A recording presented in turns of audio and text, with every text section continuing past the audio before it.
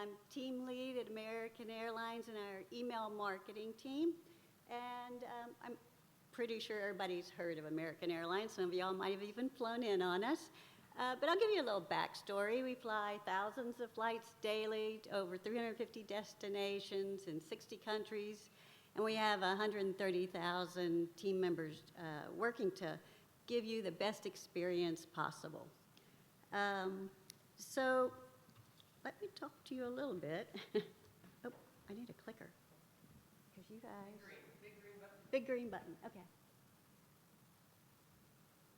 There we go. And American's purpose is caring for people on life's journey. And that means a lot to me. I'm going to give you a little fun fact. I actually have a bachelor's degree in pre-med. I was on my way to becoming a doctor, just like my dad and my older brother and my older sister and an uncle. So you can see where that seed was planted. But I took a photography class, and then I took a design class and found a new passion. And with that, we're going to fast forward years later when I joined American Airlines. And I joined American on the front line, so to speak, in Advantage Customer Service. So that's in a call center helping people with their loyalty questions. I knew loyalty inside and out. I could help people that needed assistance, people that were new to the program, and then also those who were just darn frustrated.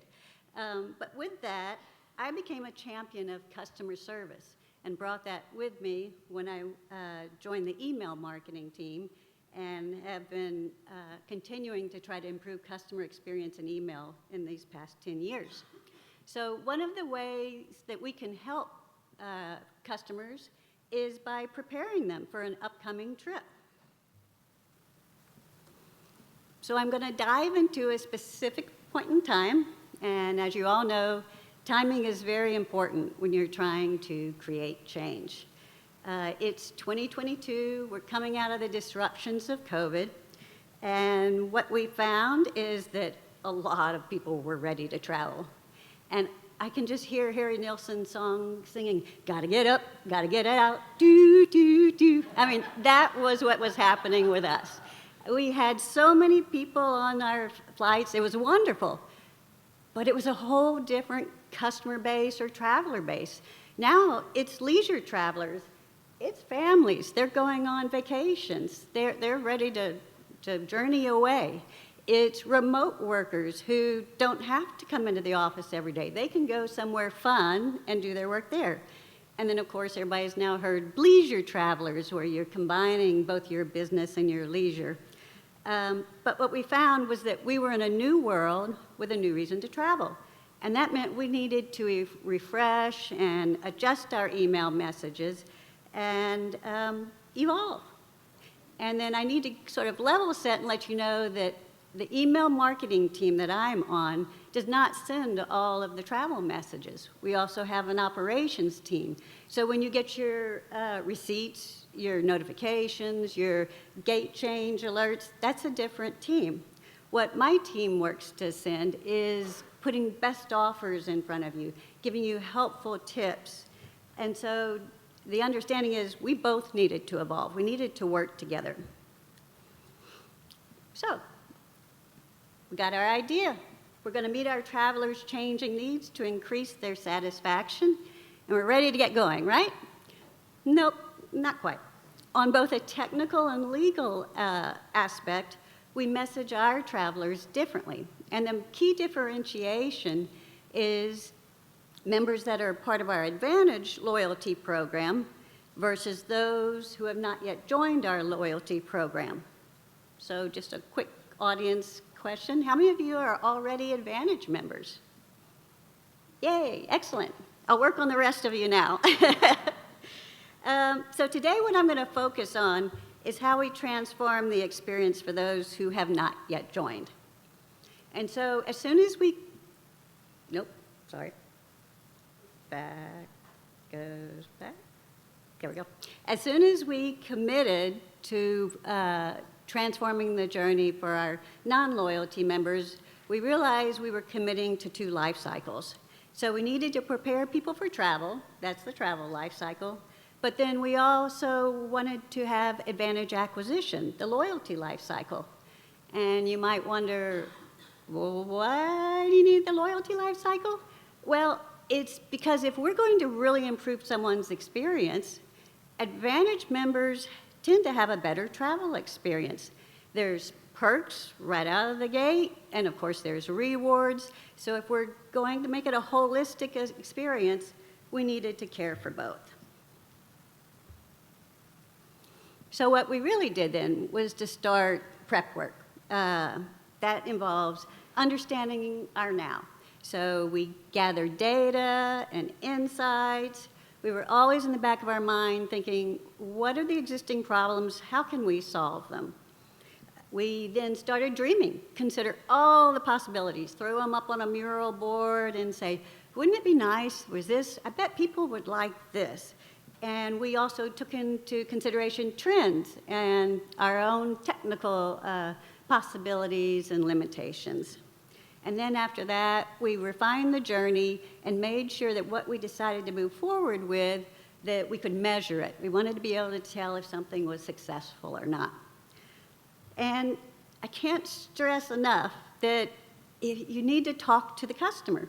It's great when we all sat around a table and said, I think this would be great. But what we did was we had a team within American that actually surveyed customers and asked them specific email messaging questions about what would you like to see? What do you feel is important? And we understood their needs and desires this way. And we found out some fun things, not earth-shattering, but very important takeaways for us, to keep the messages focused and relevant. Itineraries and an easy way to manage a trip was very important. Across the board, everyone agreed on that. They liked suggestions for improving the comfort on their trip, tips for making it more efficient and less stressful, and they were open to checklists. So let me tell you a little bit how we used some of the data that we gathered to help our understanding of what was needed to change. So we did touch point mapping, and for us at American, what that meant was a spreadsheet. We had every single email that both teams sent out and every piece of content in it, and that honestly was one of the best things that we did. It allowed us to clarify who was going to send this particular email. Was it going to be the ops team? Was it going to be the marketing team? Did we have overlap and duplicate messaging we needed to take care of? And then we had template comparison, and that's basically the same thing, but it was on a visual scale. So in that instance, we took images of each email both teams sent, lined them up chronologically, and the value of both of those is you get both sides of the brain. So where something might not be visible in a spreadsheet, when you saw it visually, you're like, oh, okay, well, let this back up. So those were very helpful. We used heat maps and metrics a lot. That helps when we needed to decide to pare down items or add more touch points. I'm going to tell you a fun little tale. So in our former template, because we were also redesigning the whole template, we have in our navigation footer a link, and it says reservations. And where it takes you to is to book a flight, reservations. Well, on our pre-departure emails, we noticed a lot of people were clicking that link. And it was a little bit of a head-scratching moment, like, that's kind of odd. I wonder what's going on there. And I'll explain more, but it led to an aha moment. And then finally, we did calendar comparisons. So previously, where you might have had a large number of travelers booking 30 days or more out, now what we had was people that were traveling in less than a week, little tight compressed windows. And as everyone knows, one size does not fit all. So with the calendar mapping, how that helped was to avoid us overloading inboxes. And it also helped crystallize the decision to protect the travel window. For us at American, the travel window starts 72 hours before your flight and goes all the way through your day of travel. So from that point in that window, only our operations team sends emails because you need to be aware and pay attention to those messages. So that was a big win for us. Okay, so at this point, what we're doing is we're having working sessions, we're starting to roadshow our findings and our ideas with leaders, and we're starting to get buy-in. We're making big organization decisions. And I show you a timeline, not so you can squint and say, what did they do right then? But instead to show you that there's a lot of moving parts. There's many things happening at the same time. It's not like the color chart at the bottom where first you plan, then you develop. There's so much overlap, and it's best if you have it mapped out and are able to roll with it and keep an eye on everything that's happening. Also, on the green part where we started executing or deploying, we staggered the rollout. And that was so, as we deployed a message or a touch point, we could then quickly measure it and analyze it, and then enhance it quickly. We didn't want it to sit there for a while. So that worked very well, and part of what made that possible was that we did a lot of A/B testing, side by side. We didn't do a knife edge type of cutover of, okay, we're jumping, so that part was very helpful. And now my favorite part is where you take the strategy and you mix in data and some tech and coding, and it creates art. So what we're doing to create a unified experience, first be aware that on the left-hand side of your screen is sort of our original messages, and then on the right is what we navigated to. And everything that we did in this process was to deliver a streamlined and relevant message. So looking at the template, both teams were now going to use a single template. And again, we streamlined it, pared it down, made sure it had important information of what the customer needed right then. And that was something that we had taken from our surveys. So what are some other things we did besides just the template? We refreshed and kept all the copy consistent. Regardless of which team was sending the email, the tone of voice was similar.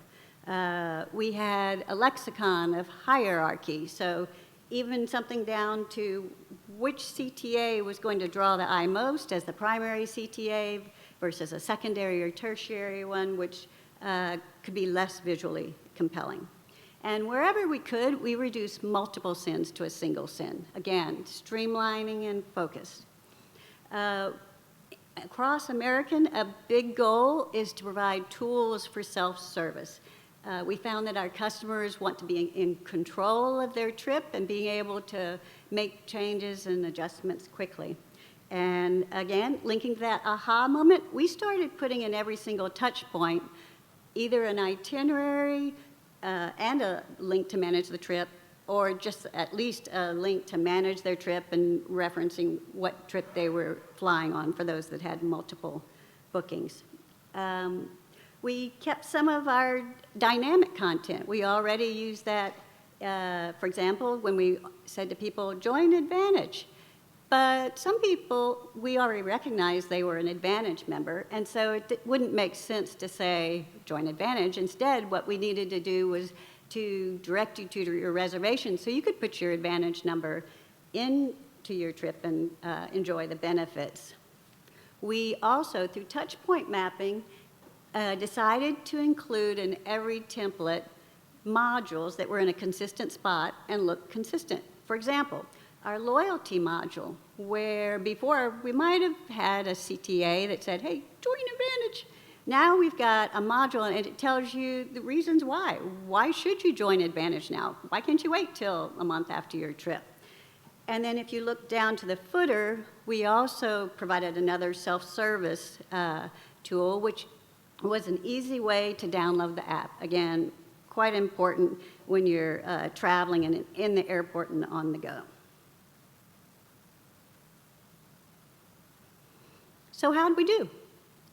So from the beginning, we had set up ways that we were going to measure our outcomes. again, on the left side, you've got some of our original templates, and on the right was the new and refreshed experience that we had.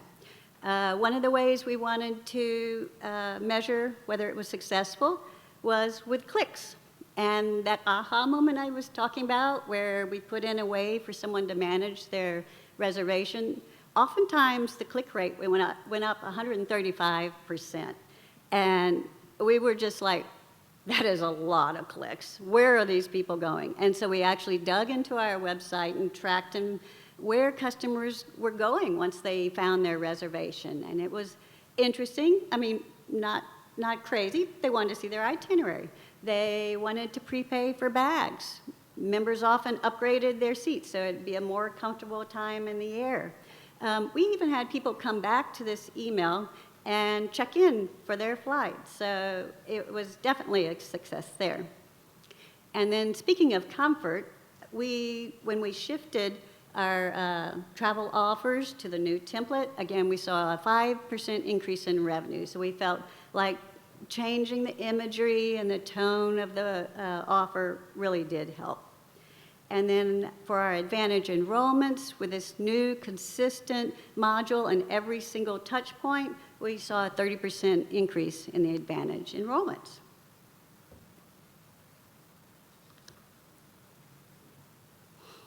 So it takes a village. And for us at American, we had many teams, many partners. We had, of course, the operational email team. We had design teams, IT teams, loyalty teams, legal and privacy teams, analytics, and we worked hard to foster stronger ties. It's not a check-the-box moment. It's a continual process. Every team has their own processes, their rules of thumbs, their differing priorities, and of course, personalities. And like Mike said in his last talk, you just can't underestimate the people factor. Goodwill really does impact decisions. And so how did we foster that? It meant in meetings, I didn't just dash off to get to the next meeting. Instead, I stayed around and chatted up with other team members, found out what they did for the weekend, who was getting married, things like that, that really brought the human element to the whole process. And when I say it takes a village, I also had to rely on the village. And so that meant finding support from anywhere that I could. Sometimes I wasn't the best person for a conversation, and so it was helpful if I could find someone who could move this process along. Throughout it all, we tried to keep the big picture as the focus. That helped with a lot of decision making, and it also brought an element of patience to the whole process. I can't underestimate or underspeak of how much decisions are made by both the head and the heart. And so data and visual aids, they did heavy lifting. They often just created solutions instead of arguments. And then you might be wondering, so how did this change happen? Well, it's steering a big ship at American Airlines, and it is a ship that's focused on safety and reliability. So change takes time.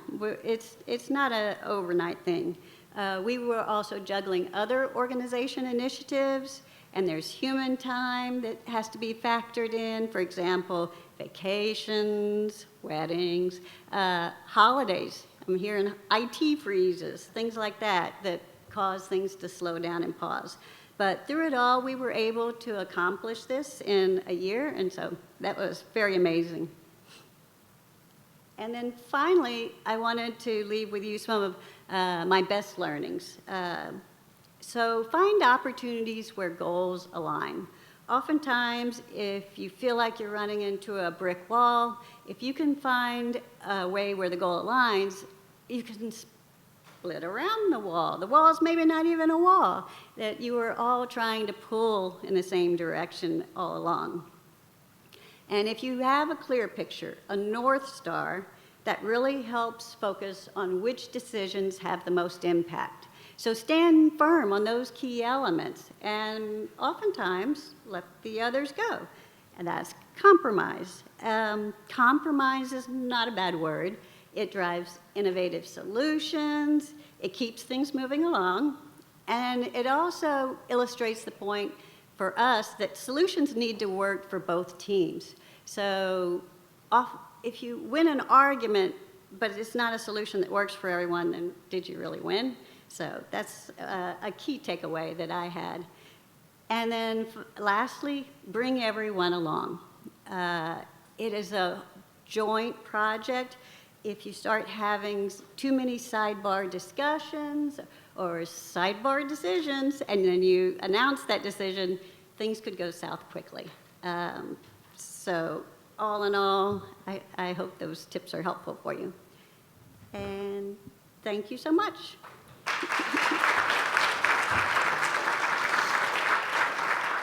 Laura, thank you so much. The tip, if it's not an argument and if it's a good solution, I have to bring that back to my husband because he's going to disagree with you. Okay. That if there's compromise, it still doesn't want to go in. Questions from the crowd?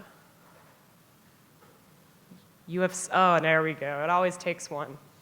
I'm going to go to Jeff first, Ryan, because you've been monopolizing the mic.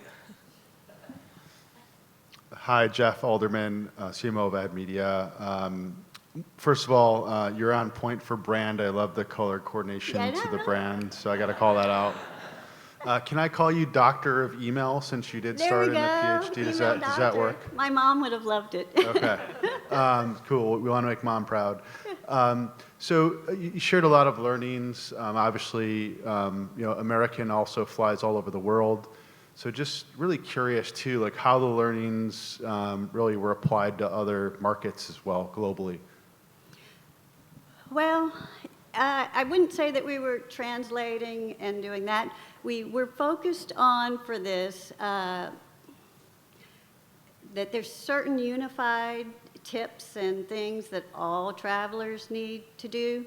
The operations team might be sending airport-specific alerts and notifications, but we did feel that it was a singular experience. You've got to get ready for the trips. There's things you have to bring. There's things that you need to know when you show up at the airport that was consistent. So in that sense, it went for just a holistic, singular journey. Thanks. As somebody that gets your emails, I really appreciated the design. I mean, it was a clear night and day of what you had before and what was now. My sense was in getting those emails that website followed shortly after that and mirroring that design in the itinerary display. I don't know if it happened at the same time, but the emails very much resembled the online experience. How much did you work with the website team to coordinate that? Did you test it out an email first and they took it, or what was the story there? Because I think sometimes when you work with the website, there can be battles as to what gets rendered here, what gets rendered there, how does it look, and consistency. Yeah, and so we do have a UX team that helps with the designs both on the website and then also in email. So the fact that it was a single team was very helpful. Generally, as a rule of thumb, we let the website lead. We have a lot of DOT type regulations and things like that, and so many of the best practices are that way. So we were second in line with that, and I am a big proponent of having messages that don't shock a person when they reach the link that you've sent them to, that it should resonate. Okay, I started here, it looks like this, there's maybe a picture that's this, and then when I land on the web page, there's the picture, I know I'm in the right spot. It just makes things flow seamlessly. All right. Amazing. Another round of applause.